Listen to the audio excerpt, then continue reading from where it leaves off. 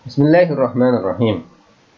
Xadicha Kubra Tungarning qo'rqitib emas, qiziqtirish yo'li orqali diniy tarbiyalash nomli kitobidan o'zimda.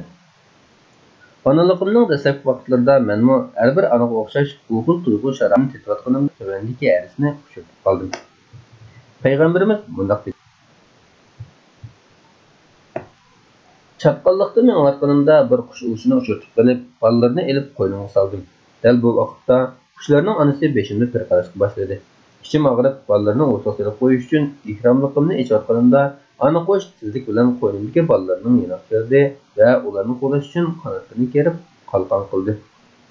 Bu qushning o'z jinini o'ylashmasdan balalariga ko'rsatgan mehribonligi va kuyinishini ko'rdingizmi? Shuningdek, Allohning bandasiga bo'lgan shafqati va kuyinishi tasavvur qilasiz darajada ortiqdir. Bu odatdan tashqari bir ishdir. Eğer bir ananın öz cininden keçip durup balasıga yetkizgen söýgi ve mehri Allah'ın bandasiga bolgan mehribonlikni sırıştırganda tilga algıçılığı yok dep qarasak, Allah azze ve celle bandalarini bekme yaxshi görüdü demekdir.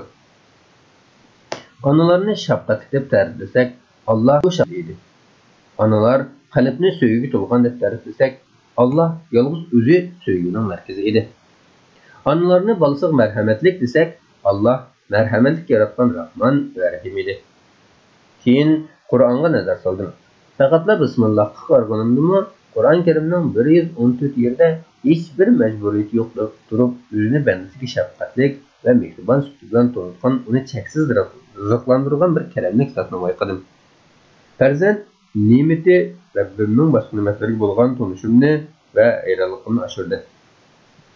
Va bandasini yaxshi ko'rgan Allohni yaxshi ko'rishni, texmi bek yaxshi ko'rishni o'rgandi. Tercüme qiluvchi Sharofat Olimjon. Vallah taraqqiyot kasb tarbiyasi kasbiy o'quvchisi.